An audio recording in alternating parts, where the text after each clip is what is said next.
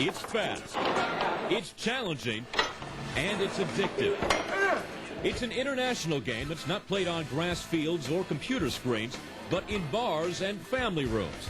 Adults like it, kids love it. And at the dawn of a new century, table soccer's flexing its muscles. But can the sport that was based on a sport itself hold its own? Can it triumph over video games? Can it hang with the big guns at the major leagues? The test begins here, Las Vegas, Nevada, the Rio Hotel and Casino. For the first time since the 1970s, real money's up for grabs. But the Warrior Indoor-Outdoor Sports Extravaganza isn't so much about doling out winnings as it is about pumping new life into a century-old pastime. This is table soccer, and this very well may be its second coming.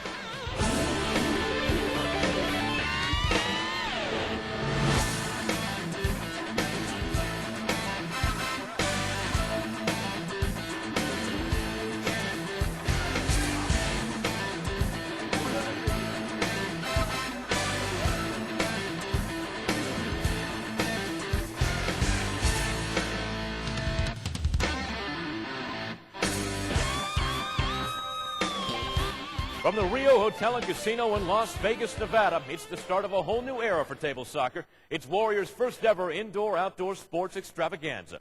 Hi, and welcome inside the Rio. I'm Troy Kinsey. Well, it's been over 30 years since table soccer first became one of the world's most popular indoor sports. Since then, it's seen its ups and, more recently, its downs. But this just may very well be the event that puts what many call foosball back on the popular culture radar. We'll tell you why, but first let's go back behind the goals. Back in the 1970s, back when foosball was young. It all began in America's heartland. The year was 1974, and just as disco and bell-bottoms were coming of age, so too was a little-known game that started in Europe. Actually, it was a game based on a game. Around the early 1900s, the soccer-crazy continent took to playing its favorite sport indoors in miniature size. It took more than a half-century for the game to make it big in America, and when it did, big money started popping up too. When $50,000 was put up for grabs at a tournament in Colorado, the sport's top players flocked to the Rockies. It was the first time they'd meet. At that $50,000 tournament, you had a clash of styles that had never happened before, and it'll never happen again. Because what happened was you had these regional players from Texas, Minnesota, Portland, Seattle, Denver, that had been playing for many, many years and had never been beaten. Mike Bowers hadn't lost a match in 5 years. I'd lost scant few in years. And literally, we thought in our little old minds there was nobody in the world that could beat us. So it was this huge clash of styles and personalities, and it was just a pretty amazing tournament. And at first there was a lot of animosity and anger and infighting, and once that was all through, what it settled down to be was a lot of respect. And those first players in those first few years were, I believe, the best era of, and I mean the style and the strength of the player were better than even today. One of those first few players was Mike Bowers. He's been called the King of Colorado and the Godfather of Foos. It goes without saying he's a world champion in his own right. For him, it all started in his college fraternity's basement. 30 years later, he's still at it. It's a game that quite literally anybody can play. There's handicapped people in this sport. There's guys that can come up to it in a wheelchair or whatever. You know, it doesn't have physical limitations, and you can take it as far as you want to. And there's a lot of heart and passion out here. And with the money, it's an opportunity for somebody to actually make this a full-time thing for themselves again. In the 70s, I would say maybe the top 10, 15 players, that's all they had to do was play foosball. That made a living for them. You know, if you were making $30,000 a year in the 70s, that was a good living. It's like making $100,000 a year now. So if they actually get this going, this is the beginning of $1 million tour here. I think it's got to be up in the 2, 3, 4 million level, you know, to really get recognized. But I think with just $1 million out there, you're going to see a lot more dedication than you're seeing. Some of these guys are going to get down in their basements and they're going to put in 6, 8, 10-hour days, and they're going to get really, really good and go after that cash. But going after the cash became a whole lot harder with the onset of the 80s. Video games and VCRs became the new indoor pastime, and the foosball tournaments that once awarded hundreds of thousands of dollars in prize money, they all but disappeared. Along with them, nearly went the sport itself. Until now. Former professional Fooser Brendan Flaherty's upping the ante. Along with his companies, Warrior Custom Golf and Warrior Table Soccer, he's holding the largest tournament since Foosball's heyday. It features Warrior's brand new table and a $200,000 purse. He's calling this Foosball's new renaissance. Most players agree. I think it's the lack of competition. When one distributor seems to dominate the field, the area, he really doesn't have to rise to the competition and keep growing. They can kind of feel comfortable where they are. And that's why I'm very excited that Brendan Flaherty and the Warrior is going to add some money to our sport, and maybe through competition it'll raise in all levels. I'd like to welcome you guys here this weekend. It's great to see the support that we've got from the United States and from the players around the world. But if Warrior wants to steal the show right here and right now, it means catching up with nearly 30 years of advancements in table technology. The game might be simple, but its venue isn't. Some of the first modern tables were designed over a half-century ago in Europe. Then American servicemen stationed overseas began bringing them home. It wasn't long till American businessman Lawrence Peterson started making them stateside. The name of his table? Foosball. Thus began an American pastime. Pretty good money in the selling of the tables. And foosball, for better or worse, has always been promoted by the manufacturers, you know. And it's been selfish in that way. There's never been an independent company really do it.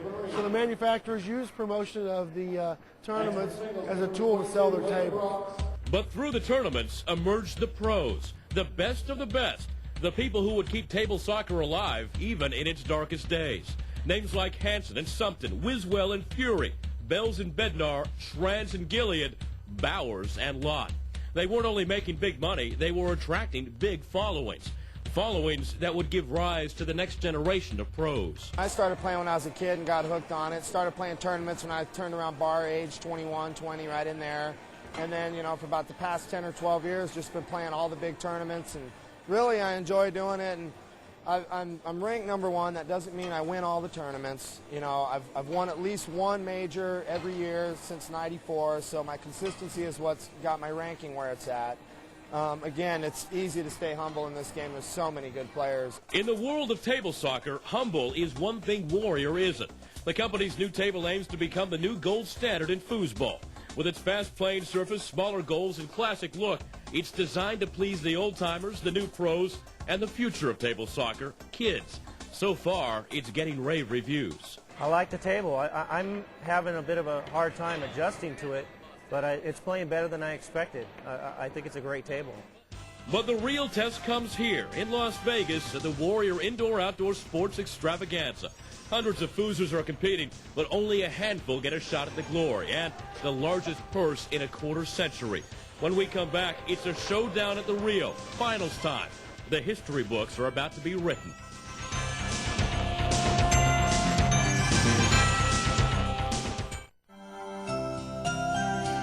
Warrior Custom Golf, America's premier custom club manufacturer, invites you to call today for a free custom-built wedge or test play a complete set of custom-built golf clubs risk-free. Call 1-800-600-5113 or visit us at warriorcustomgolf.com. Again, that number is 1-800-600-5113. Introducing Warrior Indoor Sports, a new and exciting recreational games manufacturer. Call for product and tournament information on our new world-class table soccer game. Call 866 the number 4 Foosball. That's 866 the number 4 Foosball, extension 314, or visit warriortablesoccer.com. Again, that number is 866-436-6722, extension 314.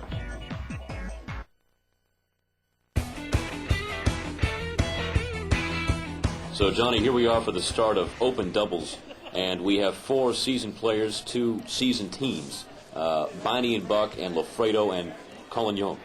Yeah, and it's a $30,000 match. It's the largest match that's been played in about 20 years.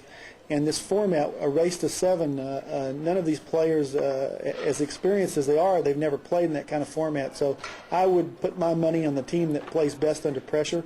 And Biney, in the yellow, the forward in the yellow, has been playing a long time, has lots of experience. Chris Buck, his goalie, is less experienced. The other two players are both veteran pros. So I would be leaning away from the team with the amateur as far as who will win, just because of the pressure. And when you say $30,000, you're talking about $20,000, roughly $20,000 going to one team, and about $10,000 going to the other team. Right. So even if you come in second, you're still in the money. Absolutely, yeah, it pays down. I think the tournament open doubles pays down to about 64th place. So a lot of people walk away with something. And as we're watching this match right now, Lafredo and Colin Young are the darker men. Biney and Buck are the lighter men. And, you know, normally at this point in a match, in all the other matches we've seen today, we would see a score by this point. Not here. These teams really are duking it out. Yeah, the better teams, it's a cliche, but defense wins, and the better teams are going to see more defense. And right now, what you're seeing is just the kind of the beginning of the match where they just really are playing cautious, and they're just trying to execute on offense. And they're not trying to do anything outside their where they're comfortable. You know, there's been a lot of talk about scrapping and moving the ball forward. It's been called sort of an old-school tactic, and you don't see much of that in these matches, do you? The guy who fights most to get the ball, you may not notice it too much, but he's usually the guy who wins. A sizable crowd on hand, and we see many of the same faces we saw throughout the entire weekend up in the stands. Rob Atha right there. And these are all players who have been knocked out of it at some point, and I'm sure the loyalties lie in specific players. I mean, they're rooting for certain members of the teams that make it to the finals. Yeah, I would say there's a real sentimental crowd here for Steve Biney. I don't know that he's ever won a world championship. He's a top player. He's won a lot of titles. I'd say he's a sentiment,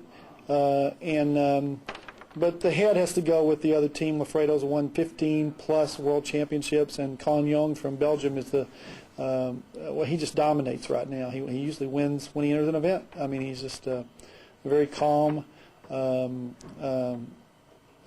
very executing type of player. He doesn't miss the shot very often. He makes you block it. There was a complaint lodged about a minute ago by Lafredo about a cell phone. Apparently a cell phone was beeping or went off, and so they had to stop play for a little bit. They're back at it again. And right now, with control of the ball, are Lafredo and Colin Young. Yeah, and what you're seeing is Colin Young, who just scored, the ball popped out of the goal. That'll happen sometimes on a real hard shot. The ball still counts. But what you're seeing is Colin Young is a European type of player, and this table has a little bit of a sticky ball, a little more ball control. And he's just loving it. You know, he's moving the ball around, picking his hole. Right now there's a big hole in the middle, and that's probably where he's going to go. He's going to move it around and look for that big hole in the middle, which he did. He went off the guys, but that was a middle shot. Really, is the only thing he had because the guy kept splitting his men up. But as I said, I thought the more experienced players would handle the pressure better, and that's how it's starting out right now. It looks like Colin Young and Lafredo seem to have the edge from a mental point of view. So Lafredo and Colin Young lead 2-0 over Biney and Buck. And this match continues, and, you know, you said that was a middle shot. It's difficult for me, just as a rookie, Johnny, to imagine how he can make that shot when you have all these other men in front of you. I mean, it's difficult to get it that far in there. Yeah, well, you know, I still remember the first time I ever played this game. I walked into an arcade in 1971, and I saw some hippies playing it, and I was just absolutely amazed by the way they control the ball. And when an amateur sees these type of players move the ball around like that, they can't imagine that they move it around and also look for a hole. But that's what he's doing. As he's moving around, he's looking at their men, he's seeing the hole, and he can shoot it as soon as it's open, or momentarily later. And just like that, Lafredo and Colin Young lead 3-0 now. And so the pressure is really on Biney and Buck to come back here and come back strong very, very soon. Yeah, and I'd say, you know, right now it's not looking good for them because they're not. Steve is not traditionally a comeback player. Some people are better at that than others, and he's not one of the better comeback players. But you never know. It's one ball at a time. He's got the ball now, one score, and it's 3-1. So let's see what he does here. He shoots a pull shot. A pull shot is where you set it up all the way against the other side with your middle man and pull the ball towards you, trying to go long, middle, or straight with that pull shot. And The last 2 or 3 times, Steve has shot it without sitting on the ball and looking at the defense, which is also a sign of either inexperience. I wouldn't say that. Steve's an experienced player, but he's definitely feeling the pressure here. And that was one more pull shot right there. At 4-0, it's not looking good. And, you know, these finals matches are rather unique because in a lot of games, we don't see a 7-point game. Or we see several rounds. This is just one 7-point game. Right. This throws you completely out of your game. It's like playing blackjack to 22. I don't know if you've ever been in one of those places, but it just throws you off. The best way to play a format when you're not used to it like this is just play it one ball at a time and don't even think about the score. Obviously, Colin Young's doing that. Speaking of scoring, Biney and Buck just scored, so it's 4-1 now. Lafredo and Colin Young still holding a commanding lead in this game. Absolutely, and if you looked at that last time Colin Young just shot, he sat on the ball about 8 seconds. You have a total of 15 seconds on the rod, and he sat on it about half the time. In comparison, Biney shot the ball immediately without even looking at the hole. That's a sign of nervousness.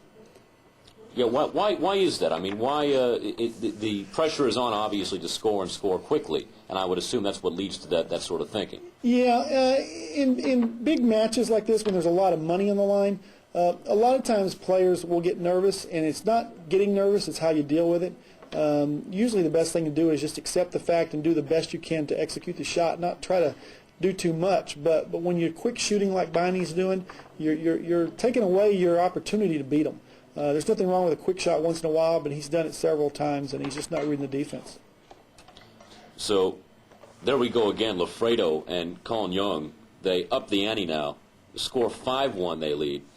And 2 more points, they've got this game locked up. Yeah, and that was a score from goalie by Lafredo. He's a very good goalie. He's also a great forward. He's just a good all-around player. There you go again. Biney shot the ball without setting on it for more than a second.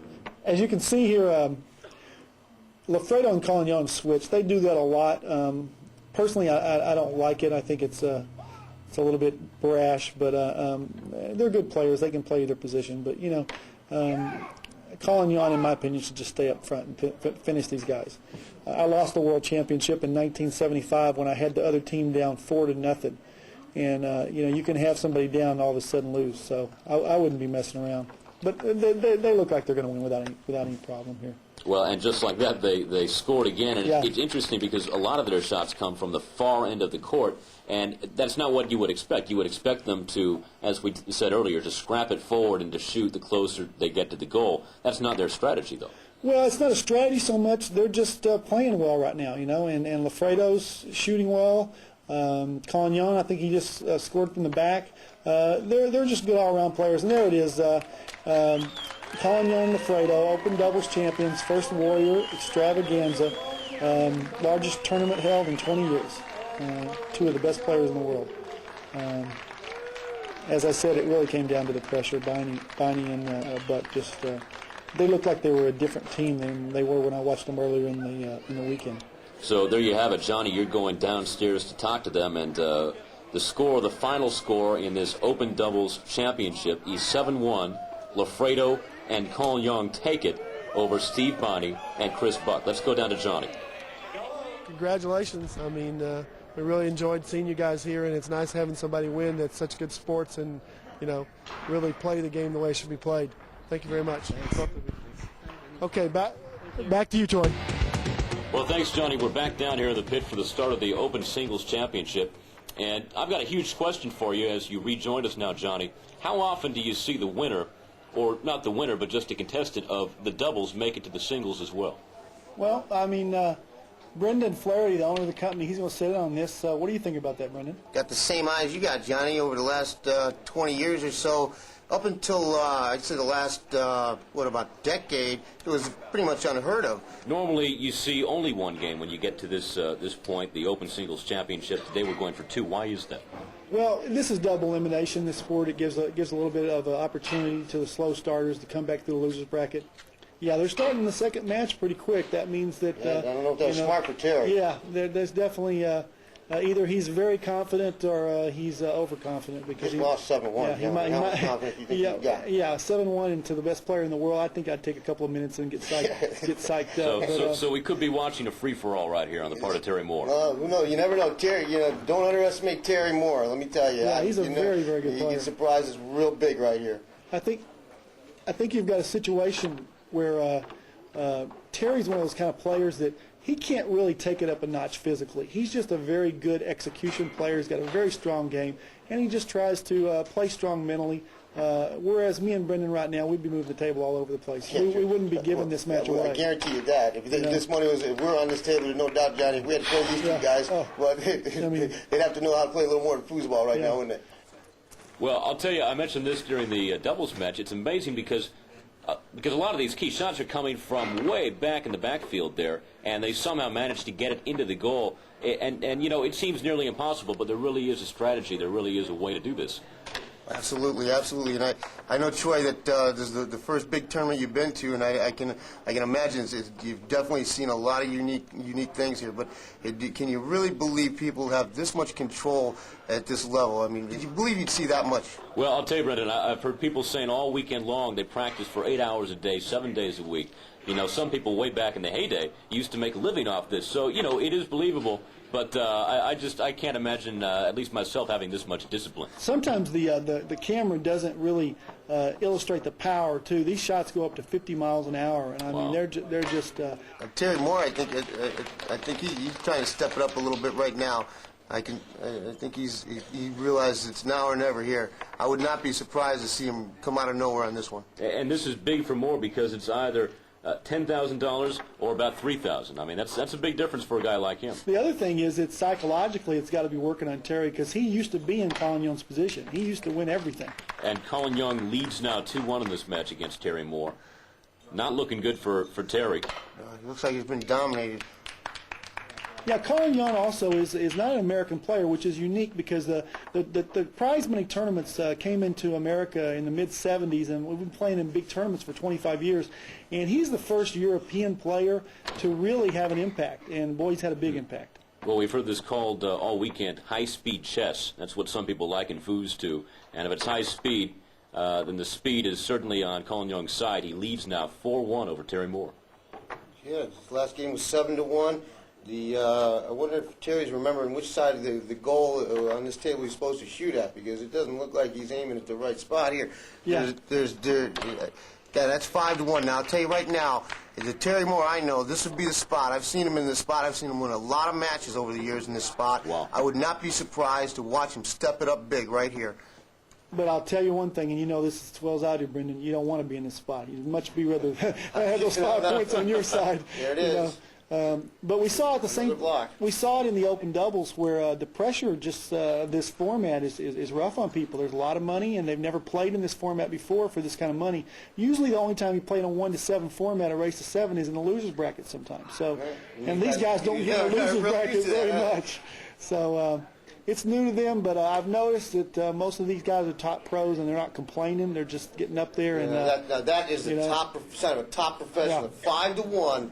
Okay, he took a timeout. That is big, because the thing, 98% of the people would not take a timeout there, but he knows if he can put this one in, it's basically the coffin is closed. So is this so much timeout for Federico to think, or is it more of a timeout maybe to psych out Terry Moore on the other side? It's a combination of both, but I'll tell you what I think it's like, Brendan, if you can say what you think. He wants to put this ball in the hole. He wants to do everything possible. He doesn't care about Terry right now. Well, I'll tell you what, should Terry Moore go on to lose this match here, this final round singles championship, the upside, guys, is... There goes the point. Don't count him out. I've seen him in the past. So Moore this is striking back. That was a big point. He knew he came up with the block at 5-1. Now he scored. Now we'll see. He still needs this next one, but if he gets this next one, you got to look out for him. There was an official stoppage there for the drop or something. I don't know. I guess the other player wasn't ready. He scored. I think he scored when you blinked, Johnny. No, he scored, but he stopped him because I think he dropped it before he was ready. So Moore is not going to be written off as soon as everyone doesn't look good. Might hope. So the score right now, 6-3. Colin Young leads Terry Moore in this Open Singles Championship. Terry's taking his time. Nice. Man. He's not going to make it easy. Still doesn't look good, but he isn't going to give up. There's the old. Never has. That was certainly the hand is quicker than the eye. I didn't even see which hole that went in. These guys look sober, Troy, because they've all lost to these two guys. I was about to say that. I mean, these are very familiar faces. I think a couple of them are waiting for him to collect the prize money and waiting outside. That's a day's look of having lost already to these guys and going to that free bar Brendan had for one too many. I was going to go and see how it was going, but I couldn't fight my way into the bar, so I couldn't see what was going on. I'll tell you, the line was out to the casino. Oh, there you go. And there we have the match. It's over, guys. Federico, man, he's just he's dominated this tournament.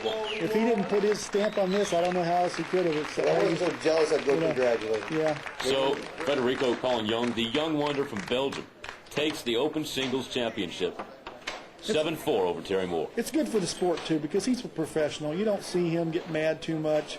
He plays his game. I mean, he represents the sport well. Well, I just want to thank Brendan Flaherty for setting in on us, folks, and I hope you got a little bit of an idea what the future holds. Keep an eye out for Warrior at, I guess they can go to our website, can't they? Absolutely. www.warriortablesoccer, folks. Just after 1 a.m. here in Las Vegas, the Warrior Indoor-Outdoor Sports Extravaganza has finally concluded. Federico Colin-Young takes the Open Singles Championship, takes the doubles as well with Todd Lafredo as he kisses his girlfriend goodnight. The perfect capper to the first annual Warrior Indoor-Outdoor Sports Extravaganza, the largest table soccer tournament since the heyday of foosball back in the 1970s, ends with a victory by Federico Colin-Young in the Open Singles and Colin-Young and Lafredo in the Open Doubles.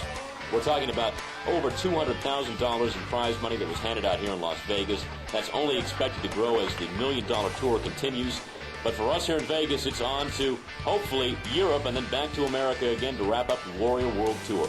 For the Warrior Indoor Sports Network, I'm Troy Kinsey. For all of us here in Vegas, so long.